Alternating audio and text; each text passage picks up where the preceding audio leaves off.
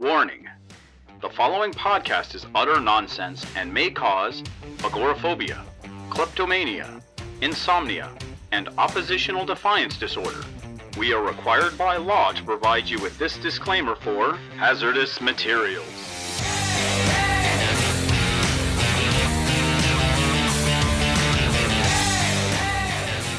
And welcome back to Hazardous Materials, last week's comics this week, wherein we talk about last week's comics this week. And serve up our takes on the latest multimedia news to push us to that sweet, sweet hour mark for all that ad revenue. Indeed. My name is Casey Johnson. With me, as always, Gideon Gonzalez. So, getting started, let's talk about Batman 89. God damn. So I work in a comic book store, and this issue really highlights all of the faults of the direct market system. Yes. Wherein we place our orders 3 months in advance.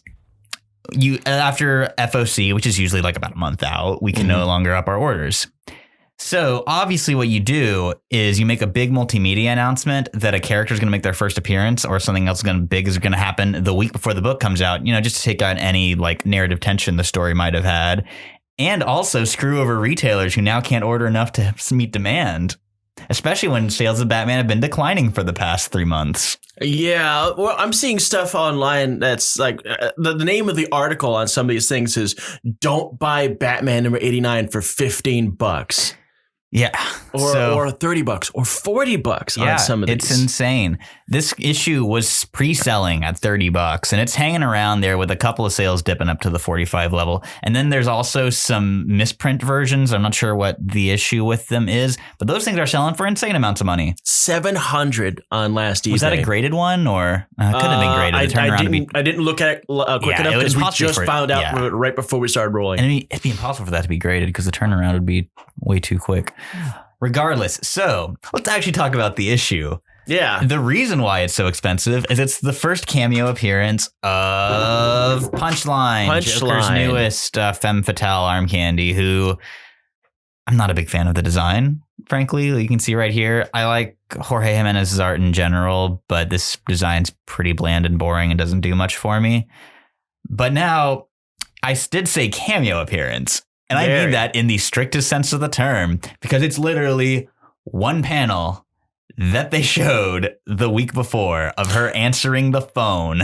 Actually, I looked into it. It's 2 panels. Oh, 2 panels. See, at the very beginning, when Batman and Catwoman and Harley Quinn are all finding out everything has gone completely wrong, she's in a panel spying on them. Oh, I didn't even catch that. Yeah. I was kind of I actually read it. Oh, I was kind of flipping through the issue. Yeah. Like the designer's there and he's whatever.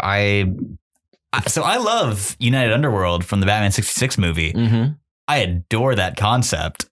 It's so boring here. Like it's, the Joker, Riddler, Penguin, and Catwoman made a big plan from this guy, the designer, and he's coming to collect. And he's got a big old D on his face. Yeah, and Catwoman finally owns up to the ending of the wedding issue where she met up with all those villains and Booster Gold's robot sidekick for some reason. Yeah, because Skeets was like reprogrammed by Thomas Wayne or something. Is that what happened there? The Booster stuff was real dumb. I'm really glad I checked out on that. Yeah, like I really love Tom King's Batman, but it definitely had some valleys and the Booster Gold arc was the pit. Unlike you, I like the design. It's a minimalist approach. I think it's cute. I think it's another option for. I think you're going to see a lot of cosplay out of this. Oh, it's such a cynically designed. Like it feels very factory made. Like it's trying to get that Harley demo.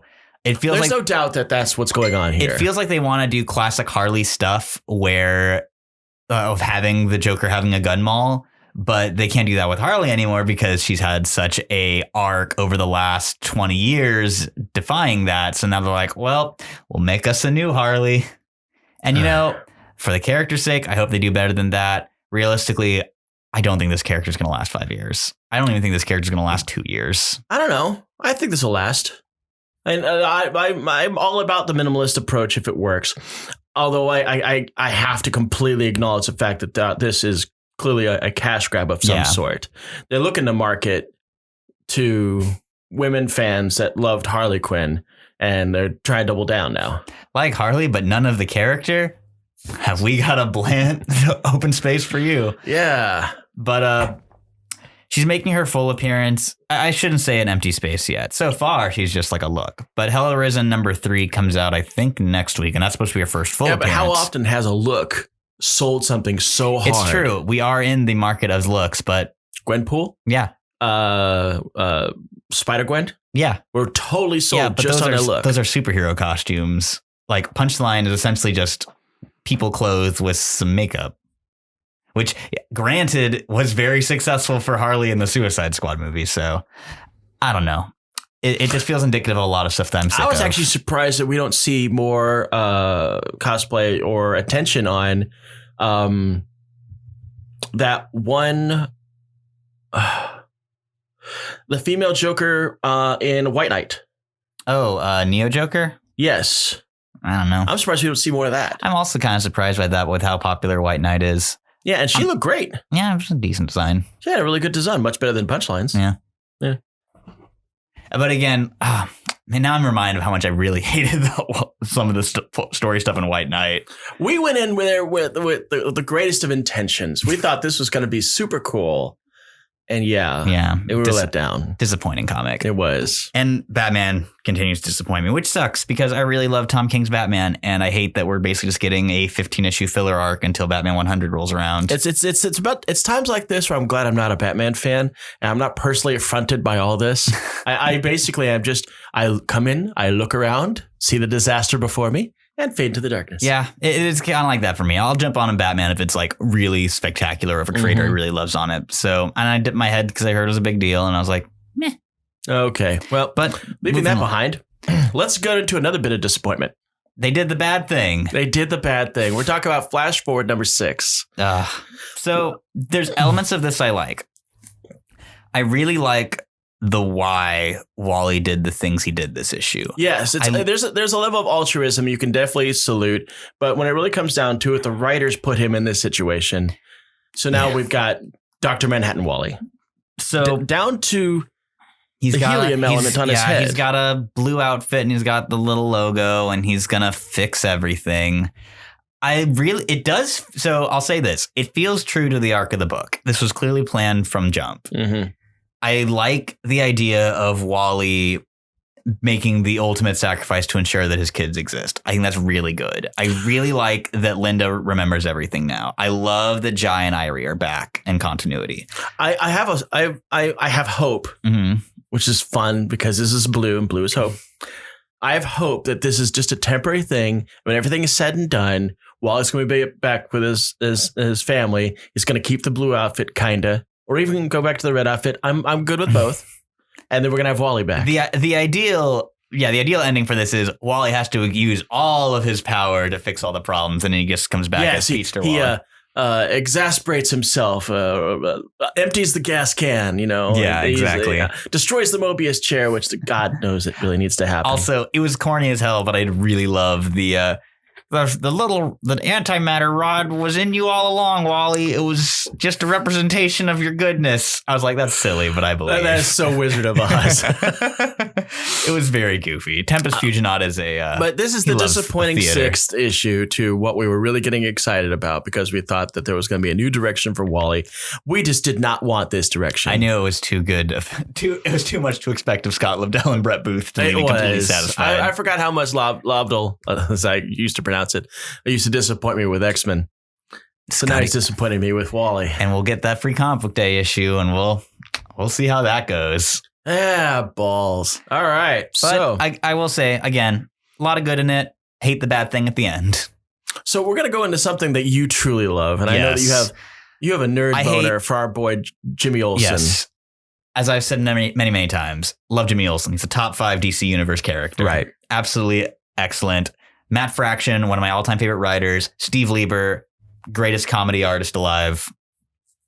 Combined on one of my favorite characters is just a dream project. Steve Lieber is from Superior Foes. Yes, Superior Foes is Spider-Man. Which is correct.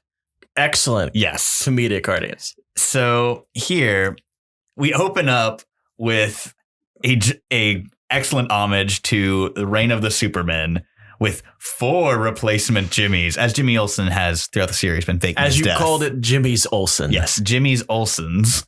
And you have like a cyborg Olsen who is obsessed with his web presence.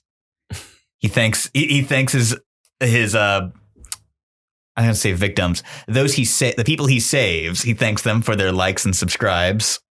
There is the Olsen of Steel, who is just a steel statue of Jimmy Olsen that gets carted around from place to place. There is the totally radical Olsen, who is completely relevant. Stay radical and relevant. He roller skates around and has CDs falling out of his pockets. I didn't see that part. That's actually pretty cool. And then the supermodel Olsen, he's a bodyguard. He's the eradicator of the big old Hitman Heart shades. Oh, yes, the wraparounds. Who turns out just be 2 kids in a Jimmy suit. I knew it.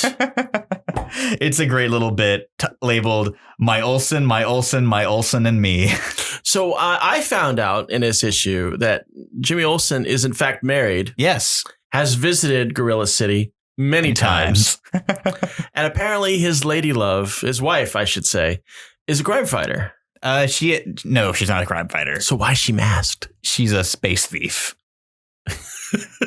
Even better. In the Leviathan one shot that started off this Jimmy Olsen run, Jimmy wakes up in Gorilla City after a book signing, having had a wild evening that ended up with him getting Gorilla City married to a space thief who takes off and is like, all right, just don't forget to get our marriage annulled.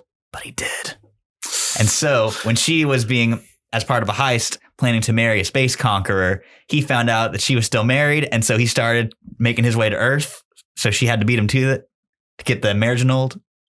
It's very good stuff. And is that the part where they're going back and forth and she's trying to find out just how many times he's been to Gorilla City? Yeah, there's a bit because she's like, remember the last time you were in Gorilla City? And it does a goofy cutaway gag to our cover with Big Jim.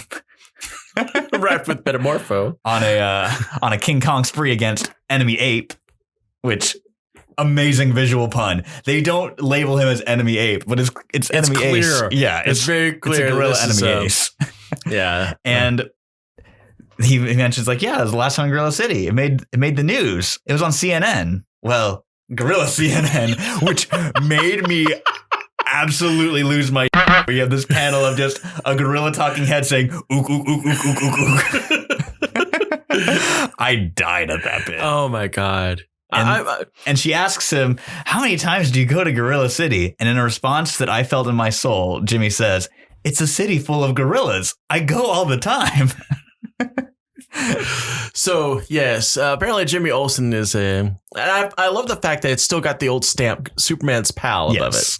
And they play with that a lot in the narration boxes. They'll do little riffs on it. Like, Superman's post-hummus pal, Jimmy Olsen. Oh, jeez. So back in the 70s, actually, and in the late 60s, Jimmy Olsen had his own title. This is back during the checkerboard era of DC, where they would put checkers across the top. And they had a Jimmy Olsen title that was called Superman's pal, Jimmy Olsen. But it was usually Jimmy Olsen getting into trouble and Superman coming to rescue him. Getting wild transformations, turning into Turtle Boys. Yeah, essentially it was a Superman book, but, a different flavor.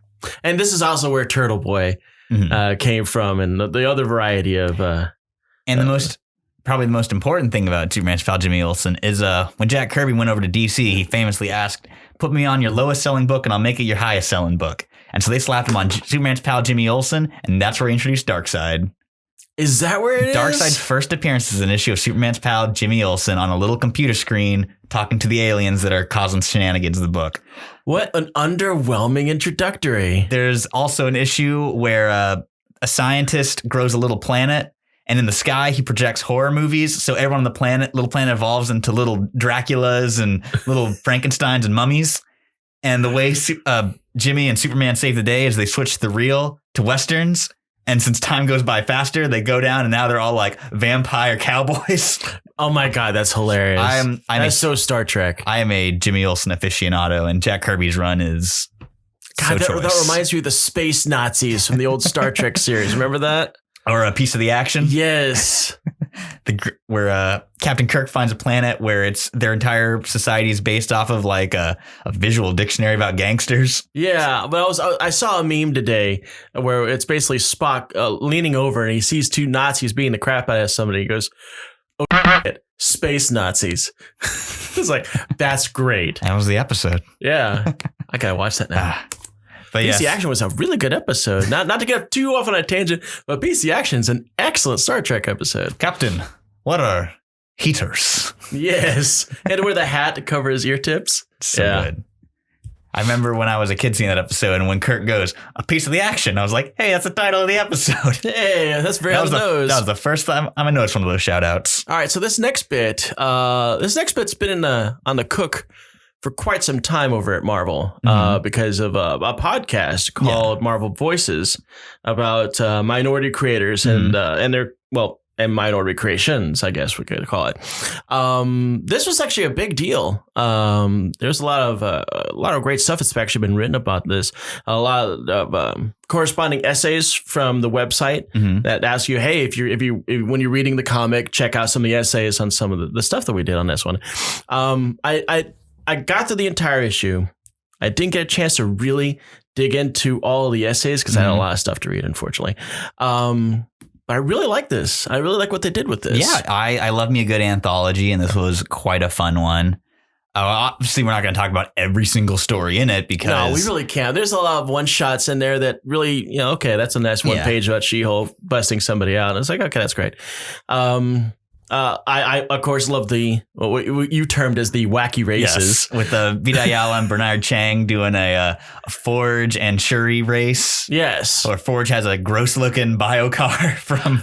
Yes, he did. It's like I should have put heat shielding on this one. I knew.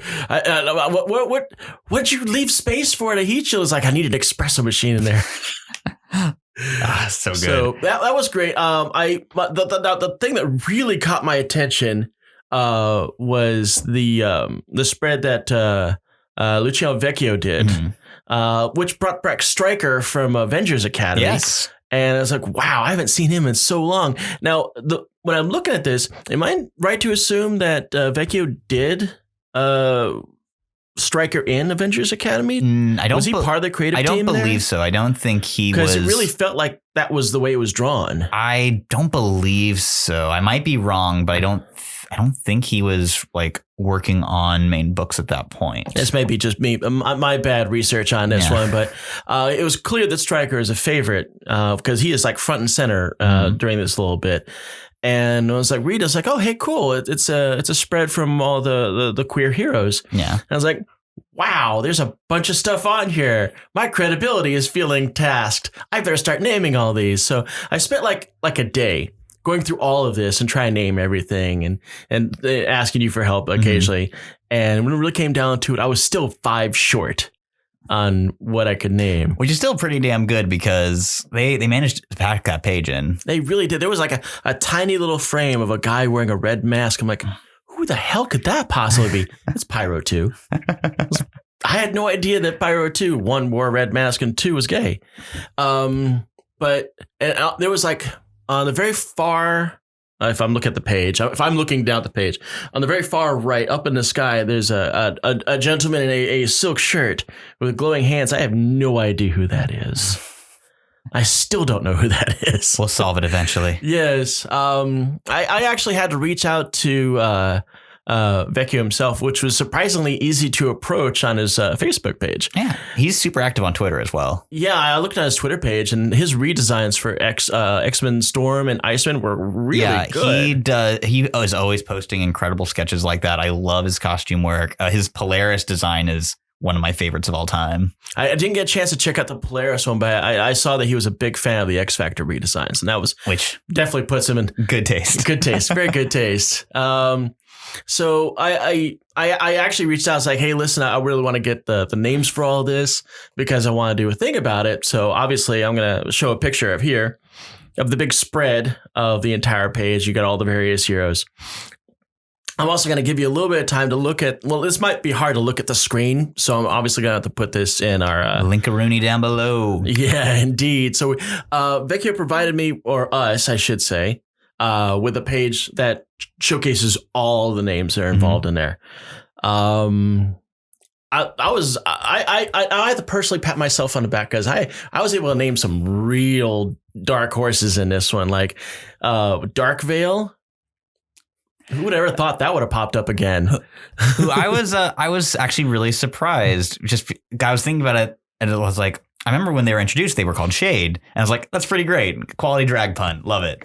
But then and then they later changed their name to Dark Veil, and they prefer to be called Dark Veil. I kind of was confused by that. I was like, but Shade was such a good name, and Dark Veil sounds like a generic 90s character name.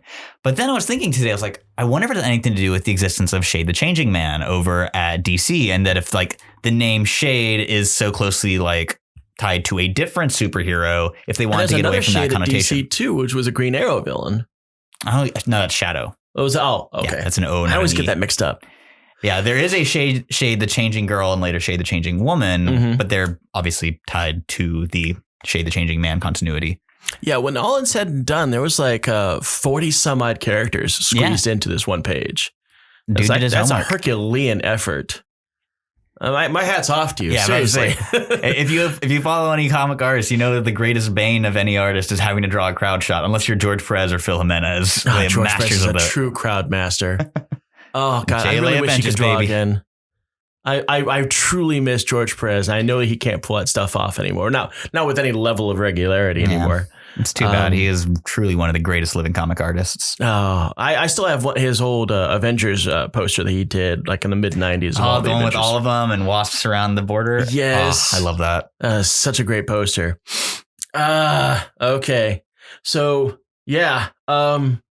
Thanks for that spread, Vecchio. Seriously. I hope you get a chance to actually see this episode. And it's a super cool issue. Highly recommend picking it up just for all the fun tidbits throughout. I actually hope that this actually opens the door for more from Marvel Voices, because this is an ongoing podcast. I would love to see more stuff from this. Yeah, let's get that Marvel Voices #2, Marvel. Yeah. All right, next up we got is Runaways number 30. Now, in this, basically, the Runaways are still in LA. They're still doing the LA thing with, I think it's Captain Justice. Doc Justice. Doc Justice, thank you. That's how much I really remember this thing I just read. And they're basically living out the lives or the costumes of previous sidekicks that Doc Justice has had. And they're out doing their missions, but at the same time, leaving poor Gerry and former Doc Justice Jr., I believe, Brian, back at the place overlooking stuff, basically pulling an oracle. But we finally find out what was pretty much we figured out long before this whole thing started, is that Doc Justice has been using the deaths of his previous sidekicks as a way to promote his brand. And he's got an algorithm for how it does, it's like a level of mourning, likability, all this other stuff. Does he resort to a phone poll to decide who lives and who dies? It gets real dark really quick. And so Gertie's like, well, crap, I got to reach out to somebody. So she quickly reaches out to Wilder, but she gets Wilder's voicemail. She goes, oh, it's not like you're going to pick up on this anyway, which I hope is really foreshadowing. I hope Alex Wilder truly comes in and saves the day on this one, because I am an Alex Wilder fan. I do like me some Alex Wilder. He's my favorite Runaway. But she's stopped by Brian and a pistol. So that's what's going on right now with this. I loved this turn, even though I did see it coming a mile away. I want to see just how dark it's really going to get, because I didn't realize just how many heroes they've gone through. But Carolina Dean is like the 5th iteration of Fallen Angel. Good Lord. So they've cranked out quite a number of children into the grave for this. And I really kind of see, I'm really excited to see where it's going. Superheroes are just different on the West Coast. No one's paying attention to all these dead sidekicks, man. It's all like Kid Miracle Man all over again.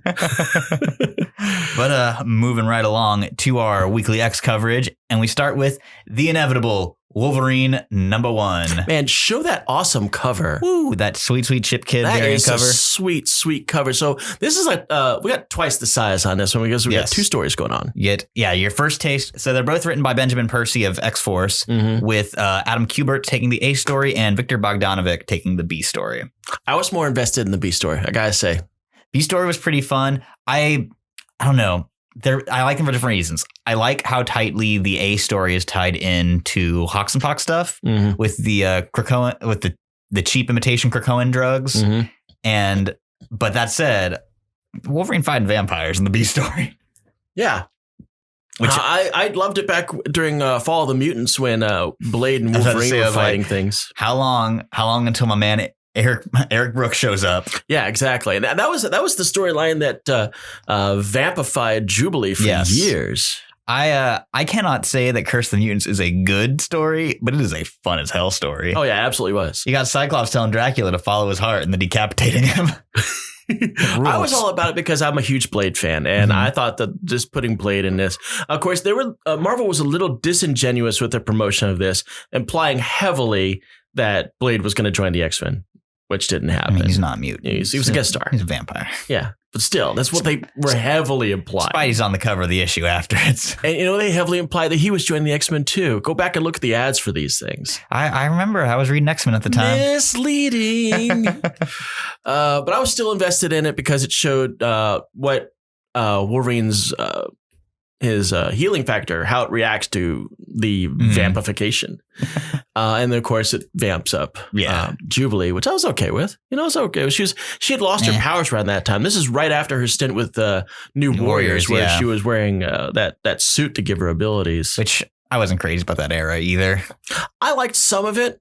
I didn't like the fact that they practically off-screen killed off like 3 characters. Yeah. Beak wearing a vulture suit was funny, though. I always get a good chuckle out of that. But I was a little upset by that, but I'm glad that they've actually went back and brought those characters back. Me too. Yeah. But back to Wolverine #1. So the A story, you've got Logan investigating some folks who have been stealing the Krakoan flowers and making a street drug called pollen. And meanwhile, there is a detective who's giving me major Hopper vibes. Also investigating. So. You know what he also feels like to me? The dude. Yeah.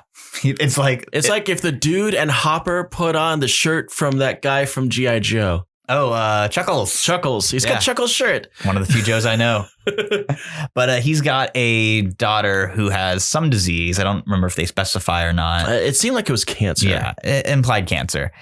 And so she needs those sweet Krakoan drugs to keep her alive. Exactly. Well, actually, to save her life. Yeah, but some fools are out there stealing the Krakoan drugs and making pollen. Yep. So obviously he and Logan's paths will cross. I think they cross at the very, very end of the story. They meet up out in the Alaskan desert, Alaskan tundra, not desert at all.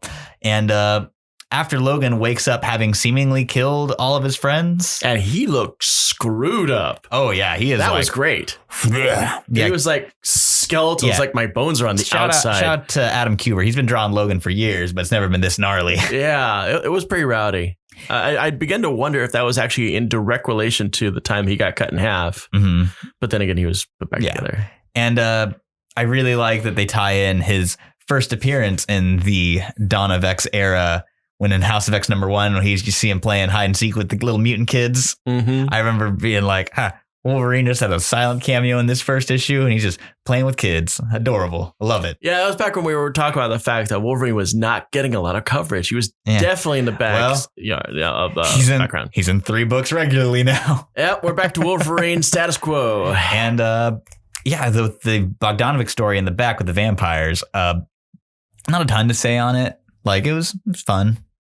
But the big thing for me, though, is that scene where the vampires have Wolverine strung up and they stick a spigot in his neck. That was great. And that definitely keyed in the old animal thing. I like that because it brought back Omega Red. It kind of, unfortunately, got rid of a lot of the character development that Omega Red went through during Weapon X-Force, which I've brought up at least a dozen times. You can take your shots now. Yes, because this is my Sabretooth complaint. Was also translates to now my Omega Red complaint. He actually did get some character development. Omega Red doesn't have to be in the hole. I'm just saying. Yeah, I know. It's like he's not in the hole, and my boy is still sitting in there rotting. I'm still upset about that. Left a trunk full of dead kids. Sabretooth. That was the vampires. The vampires are dead kids. Man, Sabretooth got a raw deal. He did. Don't worry, they'll let him off the leash. He needs that Stone lawyer. He needs a Stone's lawyer. Get out of there. We're gonna cut that stuff in half. I don't want my client in a deep dark hole. I want him in a deep dark hole with a beer fridge. And ESPN. One window. One window. Why won't this do a medium level with visitation? I'm honestly a little mad that this book was as good as it is because the last thing I need is more books to read. But damn it, it was a good time. Yes, I know. This is the bad thing when Marvel or DC starts getting on a run of really good stuff, which usually happens in the summertime, and you feel bogged down. Yep. And then you got that nice, oh, hey, I'm just going to let my books sit for a while. Come back next week. You got $200 worth of books to deal with. Good news is with the Empire event starting up soon, which I have very little interest in, I'll be able to skip quite a few titles. So we'll still be covering Empire. Yeah, we're going to cover it. We're just not going to buy it. No, we will pay for our comics that we read. We pay for the comics that we read, but we're not going to be invested. Yeah, emotionally invested. Yes. All right. I'm going to review my comics. I'm just going to stand in a comic book store and just go, okay, I'm going to review this. That's a good way to not get invited back to a comic book store. I'll do it to several comic book stores. As an employee who needs to sell books, don't do that. Don't do that, people. It's really annoying. Yeah. It's not a library. Seriously. Buy the damn thing. Okay. But moving right along, Marauders number 8. We know the fate of one character. Yeah. Lockheed's okay. He's eaten. Yeah, he's eaten. Got a little bit of fire coming out of him, but Bishop finds our girl, Kate. Yeah. And White Queen doesn't take it very well. No, she and Storm have a really good scene together, though. Yeah, I really enjoyed that. It was, yeah. That really tells me that the scene that White Queen had with Kate was genuine. Mm-hmm. And I really like that because I hate it when a writer gets a hold of Emma and then turns her into a one-note bitch. Yeah. Because that's shallow as hell. I hate that kind of crap. I hate it. And if there's anybody that's gone through the ringer and has gotten her some decent development, it's Emma Frost. Oh, my God. Yeah. Ever since the Hellions died, it's just been better and better and better. Yeah. Better. The Hellions died and then everybody in Generation Genosha. I was going to say Gen X kids before that, and then Genosha hits. Oh, God. She has had a rough run, especially since it was her sister that killed Sync. Yeah. I think that Frost herself internally knows that she has a lot to atone for. Yeah. But at the same time, she has a facade, bravado, a mask to maintain. That's a big reason that Emma is one of my favorite X characters and one of my favorite comic book characters, period. I'll still say right now, to this day, the Emma Frost miniseries is one of the best ones out there. It's a really good book that no one read because it's got some pretty terrible, misleading covers. It really does. They're all highly sensualized paintings of her in various stages of X-Men undress, but really came down to it. It was an empowering book about Emma Frost and how she grew up and became who she was. It's a coming-of-age story about a teenage girl finding her place in the world. And you find out that Emma Frost is actually a brunette. Mm-hmm. Plot twist. All right. But anyways, Marauders, always good. I'm still not totally sold on Kitty being 100% dead. Neither are they. If you notice, it's like, we're going to get her back one way or another. They're just, there's that level of uncertainty because she doesn't have that connection to Krakoa. And I'm very excited for the tease for next issue with when we get Yellow Jacket wrecking havoc inside and outside of Pyro. I think we also need to mention about what happens when Iceman is angry. Oh, man, that was dark. Woo. Okay, so Iceman found the ship that apparently housed whoever killed Kate Pryde. He doesn't know it was Sebastian Shaw, but he definitely got in Sebastian Shaw's ship. And he found some soldiers here. So he's like, it's Genosha Law. I'm not going to kill you. Definitely gonna maim you. Yeah, he gives them some terrible case of frostbite. He freezes limbs and chops them off. Yeah, so there's a funny thing about frostbite is it just never goes away. It's a pain that will be there forever. And all of you are gonna get some of this. He knocks the guy's trigger finger off and he cuts off the guy's arm. Yeah, Bobby Drake was taking no prisoners in that. Yeah. It was, I don't even want to call it a fight. It was just a slaughter. No, it was definitely one-sided. One more thing I want to say about Marauders. I really love Sebastian's choice in Black Knights. Fenris. Yes. Everyone's favorite messes. They're reunited. No longer does Andreas have to have a sword with the skin of his dead sister anymore. During Thunderbolts, and I know this because I'm a Thunderbolts fan, there was a character called Swordsman. It was revealed later that Swordsman was Andreas Strucker. And the way the Fenris works is their abilities are at their peakest when they pull the old Aurora North Star technique. They touch and boom, everything just goes nuts. In case you thought the subtext with Quicksilver and Scarlet Witch was too subtle. Yeah. So here we have incestuous Nazi twins. So when one of the incestuous Nazi twins, specifically Andreas Drucker, gets killed, Andreas leathers her skin and then use it to wrap a sword hilt with, so he's able to use the full capacity of his powers. Legend of Zelda sword shoot. Yeah. Pew, pew. And then part of the whole thing he was trying to do this is because Zemo promises that he can clone Andreas Drucker. Well, doesn't need to now. Krakoa, baby. Yep. Fenris is back. She was actually brought back as a clone for a while. Man, I didn't see pretty sure that they just killed that clone off and start fresh. And I was like, all right, go back. See, now I want her to come back vengeful. No, I think what they have right now is the real deal. Yeah, I'm saying is I want the clone to come back with a vengeance. I'll pull a Madeline Pryor. Yes. I think it's going to be a little too... I don't think anybody's going to remember that clone. I think we're probably the only two people who are going to remember that clone. But that's the fun thing. Mm-hmm. But on our last book for the week, New Mutants number 7, it's another Jonathan Hickman and Rod Reyes joint. And this book killed me. This time, during our regular recaps from Sunspot, he accidentally covers an issue that hasn't happened yet. Yep. Basically jumping New Mutants one issue up. And Danny Moonstar calls him out on it. And he's like, well, look, you look at the numbers. Like the last issue was 5 and then there's 6 and now we're on 7. And she's like, yeah, we're swapping off the story with the other New Mutants. Like you mean that there's New Mutant stories where I'm not in it? Well, don't worry, hey, Bobby, because soon the 2 stories will connect once these New Mutants return to Earth. So basically Bobby and Danny completely destroy the fourth wall Deadpool style. And it was hilarious. It's a great little bit of cartooning hilarious. Too.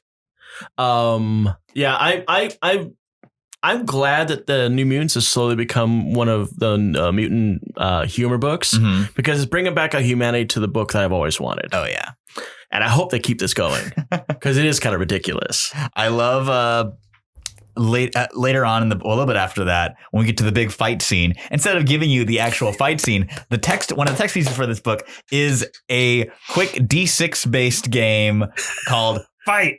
And we could spread this out for another 17 pages, but instead, get yourself a D6 and sort it out yourself. It's just a game of elimination. And I mean, the fight ends in a draw anyway, so which is the point. So after you spend all that time making your own results, it doesn't wind up mattering. And it was really apparently fun. Some weird ongoing joke with Wolfsbane, where she seems to be licking the glass of everything that she sees. Dogs like glass. Is that what that's all about? Is that the shtick? You ever see a dog press its face against the glass? It's hilarious. It's like, what can you do? I could turn this orb of light. Lick, lick, lick. Cool. Does she really think I'm cool? No, I don't think she thinks you're cool. But I think next up for the New Mutants is they're going to show up in X-Men pretty soon. Like they're heading back to Earth. And we're going to get, there's that. And they have their own ship now, the Deathbird, because Bobby has found yet again for the 13th time that he's in love with Deathbird. And he buys Sam's apartment building so he can hang out there and also be near Deathbird. Like the Shire homeworld. They make this big deal like, oh God, we're going to leave you here and all this other stuff. But man, they got Krakoan gateways. They can come and go as they please. They plant run right there. Yeah, Sam could literally come to Krakoa and have lunch and then go back to the Shire homeworld. Pretty good deal. Because apparently those gateways have like Lila Cheney levels of range on them. I liked Mondo pulling the flowers together. He's like, all right, someone find me a place so I can plant this. Oh, yeah, that's crazy. That old hole he's got in his... it's so gross. Just a little hole in the tongue. I like the fact that they completely throw shade on the Gen Xers. It's like, hey, we're going to just pull these do-nothing Gen Xers while they complain about the entire time. They didn't want to be stuck out there in space. No. I love that bit in the issue before where Jono and Mondo are just like, hey, you want to get involved in this? Nah, they got it. Nah, we can totally sit it out. And I like that they did that because that leaves the whole book for the real New Mutants and not these two tag-alongs that have really no business being in a book. The real old mutants. Yeah. Hey, I know we've gone back and forth about the whole title New Mutants, but it has to remain the New Mutants, man. That's the nostalgia. They should be the X-Men. No, they should be the New Mutants. Firmly in Chris Claremont's camp. Danny even says we're called the New Mutants. New old mutants. Although it was kind of continuity, but let's take a quick break before we get to our news because we got some big old bombshells. Yep. Hey, this is Brooke with Haphazard Fiction Studios, and you are listening to episode 24 of Hazardous Materials, last week's comics this week. Hopefully you guys are enjoying the episode this week. We are continuing to try to improve the recording studio, the content, everything that we do for you guys. So we do really just ask if you guys have any input. We would absolutely love to hear from you.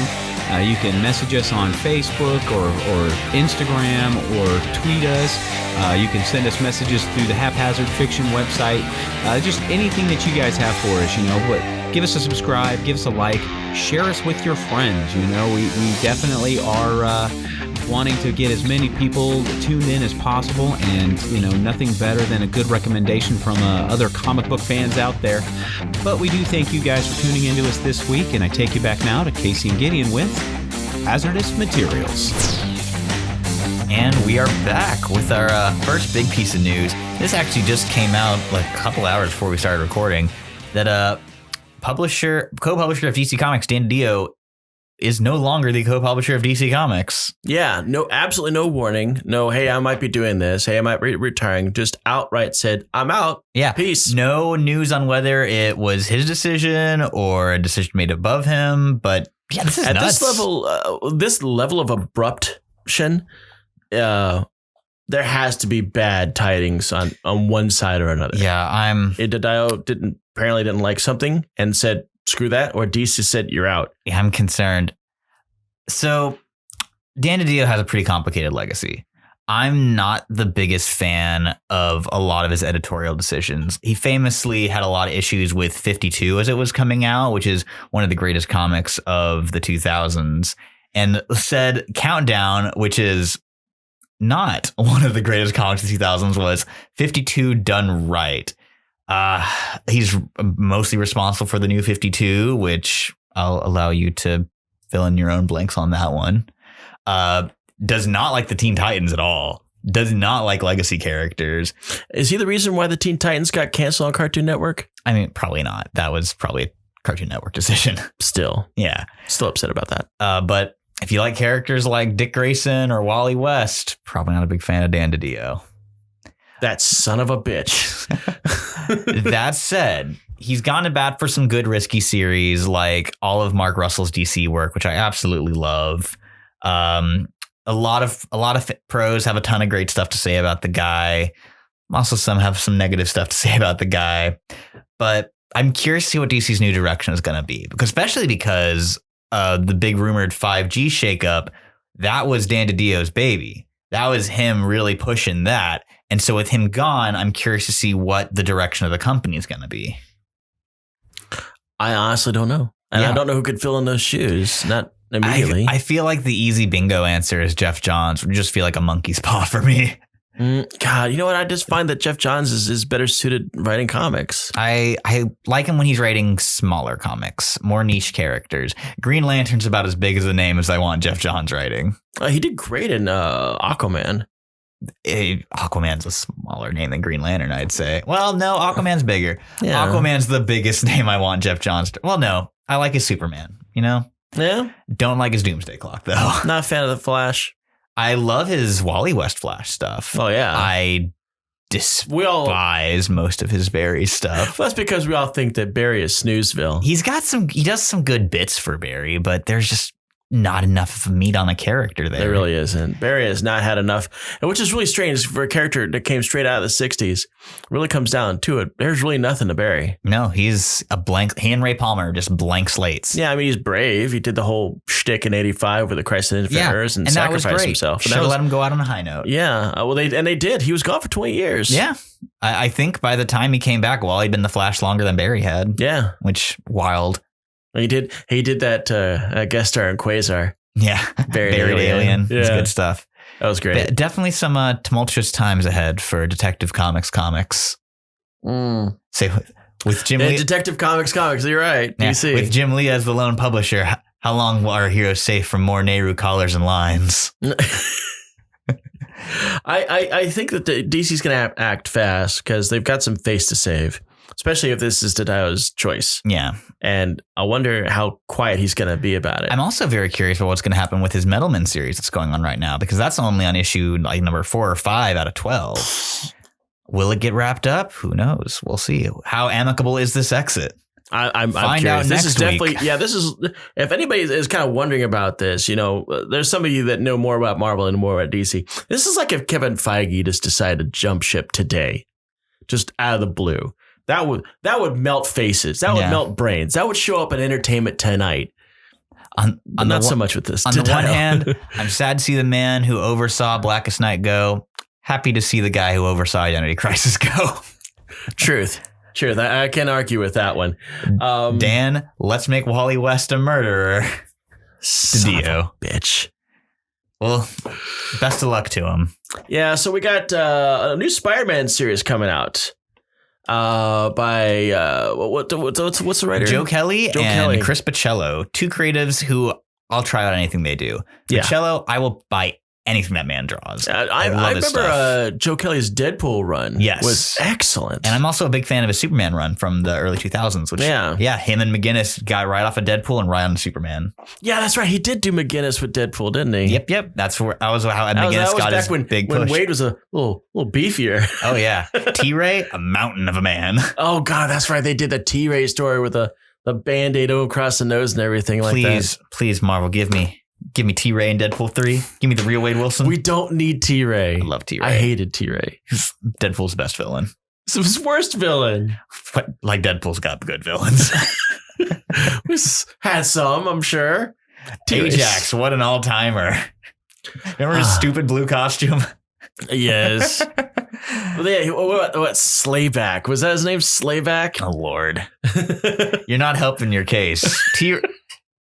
If nothing else, T-Ray's the best of a bad bunch. He really, he's the leader of the bad bunch.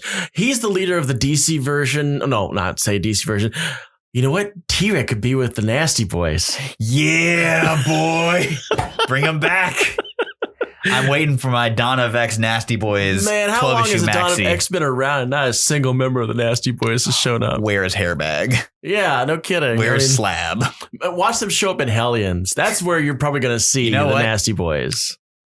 I was going to pick up Hellions #1 because I'm getting all the #1s. And then they showed that Matty Pryor is going to be a #2. I was like, damn, he got me for #2. Mm-hmm. The Nasty Boys are #3. That's 3 for 3. That's true. Oh, God. You know what we totally forgot about? The Bar Sinister. Oh, man. Yeah, we get more Sinister secrets. Yes. So scandalous. It's like somebody needs a cape. So I totally forgot about this, but I think it's at the end of it's at the end of Marauders. It's in Marauders. But Mr. Sinister's scandalous. Let me do a dramatic reading for these. Yeah, his scandalous rumors rag comes out. The Bar Sinister or the Red Diamond. Here we go. Sinister secret number 16. Shade for one. I respect the power move, but come on. If I can make a meeting, anyone can. Come on, Kay.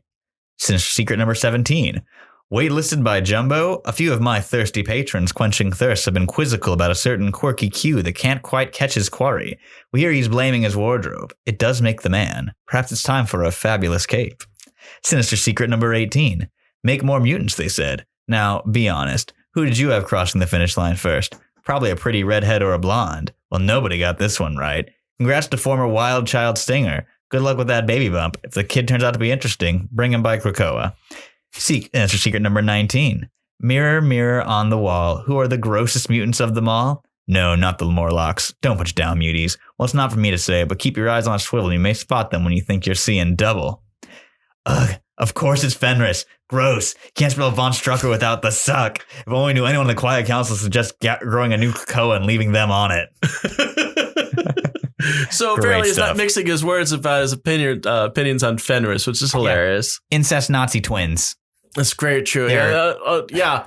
So for those that haven't put 2 and 2 together on poor Fenris, these are the children of Baron Wolfgang von Strucker, which you saw in the very beginnings of Age of Ultron.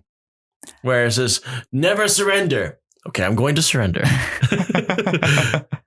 I like Baron Strucker quite a bit as a old school. Hydra is explicitly a Nazi organization. And he had his Devil's Claw. He had that Nazi gold that Magneto and Charles had their first team up. It was the Satan's Claw. Satan's Claw, sorry. I once saw an issue of Nick Fury, Agent of S.H.I.E.L.D., the old Steranko issues. And he was fighting against Von Strucker when he's in the green Hydra, and he's got his Satan's claw literally stuffed in the back of his pants, just sticking out like this big end of the gauntlet out of his Speedo. It is the funniest thing I've ever seen. Sometimes you gotta have it just ready to go. But yeah, like I was saying, the first team up of Charles Xavier and Magneto, they united to get some Nazi gold back from old Baron Von Strucker. Von Strucker was a good villain while he lasted. It's true. I was really disappointed with how they just kind of murked him in Age of Ultron. Although he got some great lines in like the aforementioned, I'm going to surrender. He was great in the Agents of S.H.I.E.L.D. TV series. Exactly.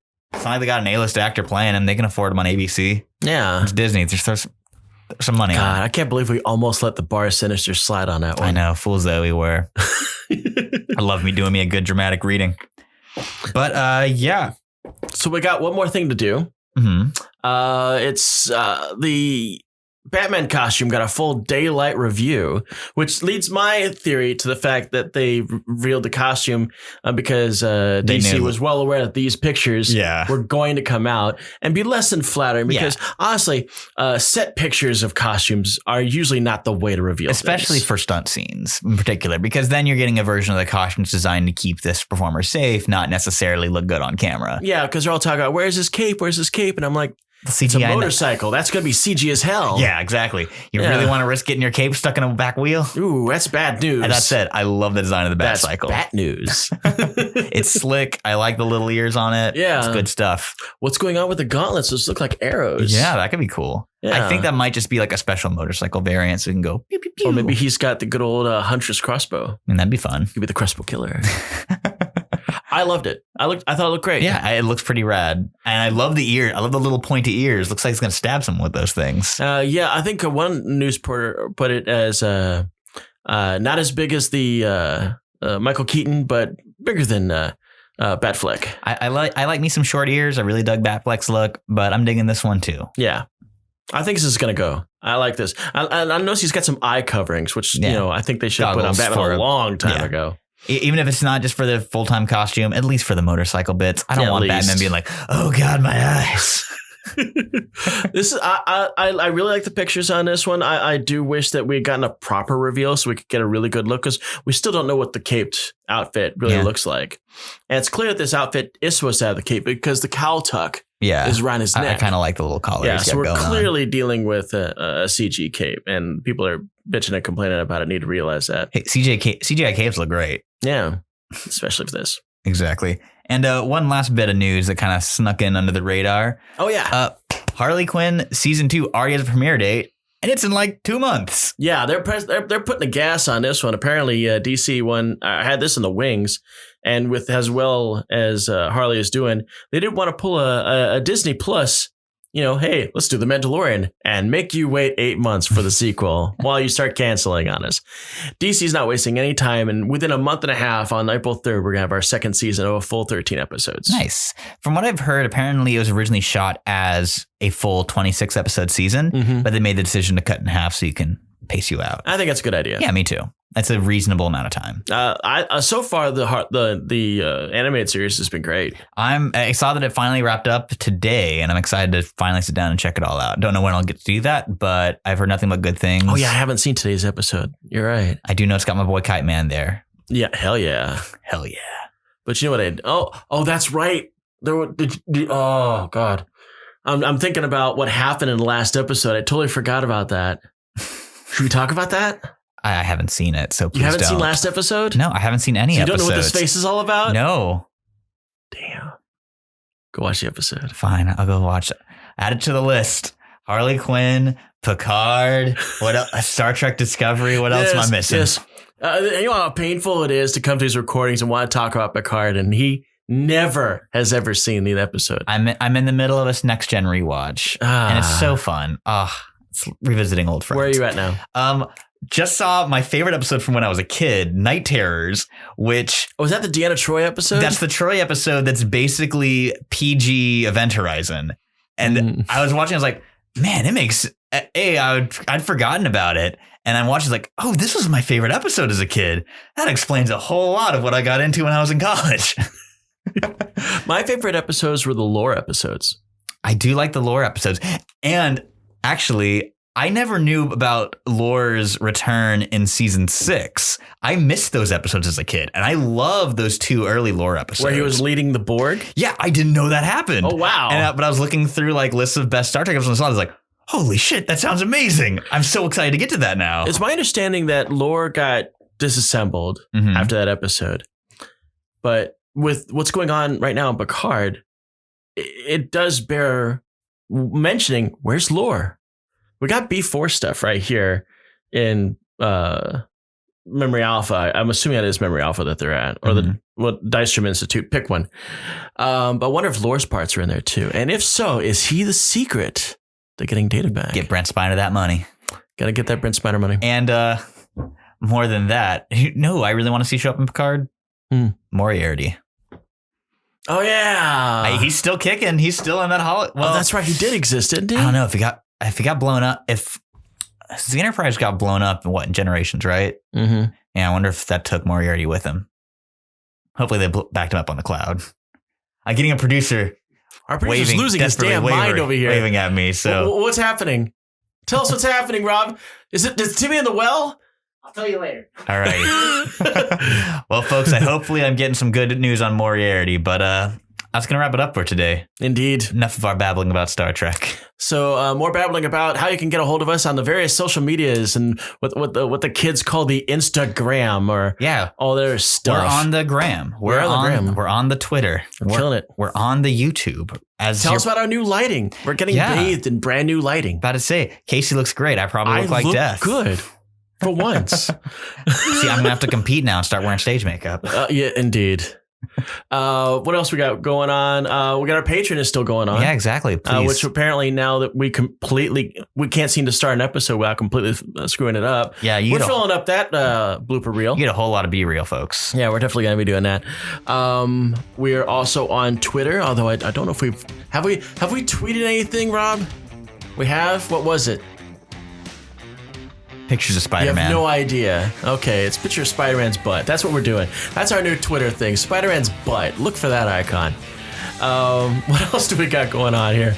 I think that just about covers it. I think that just about covers it. This has been Spider-Man's butt. See ya.